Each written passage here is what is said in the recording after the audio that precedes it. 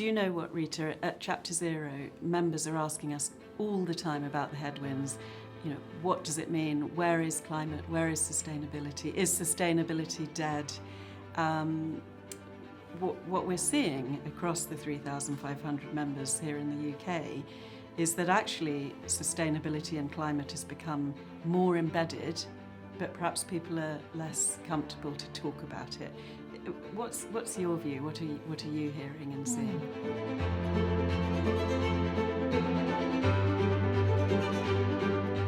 But actually the truth is that, you know, the situation in the world is getting visibly, tangibly worse.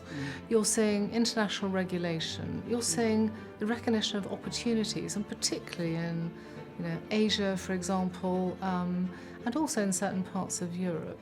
And obviously we look at the US, and, you know, the political climate has forced us to describe these sort of things in a different way. So whatever the political short-term scene, the underlying impacts and the underlying trends are the same. We have got to get on top of this, and we've got to get on top of it really quickly. Including board directors and chairs. Now, that's a really interesting thing, isn't it, about humanity in the board. I mean, sometimes it's easy to talk about business people or board members in the sort of third party. You know, somehow these are alien nation sort of, you know, people. Absolutely. Whereas actually most of us have got, you know, family, with children, grandchildren and so on. And sometimes I've got 2 grandchildren, and I'm looking at them thinking, what's the world going to be like? Well, I think this is a real insight, and something we've seen at Chapter Zero is actually there are questions of legacy. We're working with directors who are at the top of their game, and so they're really thinking outward about what they can do for the world and for society, and there's a lot of goodwill. I think that's very true, as and indeed in culture development in businesses in general. People being encouraged to, you know, bring out their humanity, you know, make sure that they are showing empathy with each other, the importance of building long-term relationships, and that's not only with other people, trusted relationships with your colleagues, but it's also trusted relationships with customers too. And this requires you to have your humanity front and centre, and that applies as much to the boardroom, in my view, as it does to our lives in general. In fact, I think it's utterly crucial to do that, because there's a trust deficit in business in so many ways.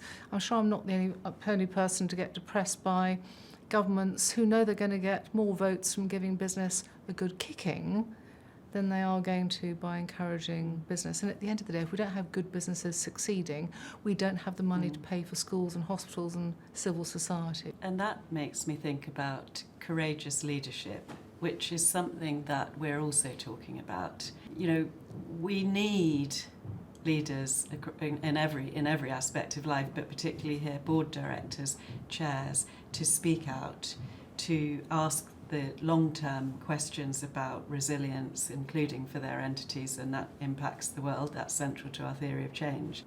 And yet the environment's become really difficult, much more difficult. What would your advice be to our members around leadership? I mean, how do they show up in the boardroom? How do these questions get onto the agenda? What kind of leadership are you thinking we may need now? Well, thinking about the whole person, I mean, you know, we are beings that have got both reason and also emotion. And I think applying those in the right balance is crucially important in the boardroom. Clearly, you need the business case, you need to understand the business case, how all of these issues really stitch themselves into broader strategy. And a part of that business case, you need to understand the risks. So the language of risk, that's been crucially important. But also it's the language of opportunity. So I think it's important to bring your emotions in. We're all human beings. And at the end of the day, if nature dies, we die. I mean, that's as straightforward as it comes. And there's no business to be had, as we know, on a dead planet. So all of these things contribute to the fact that these issues have got to be front and centre, both to our business lives, in the boardroom, and also, of course, to our lives at large. And that will create healthier, happier societies. And at the end of the day, isn't that what we're all trying to do?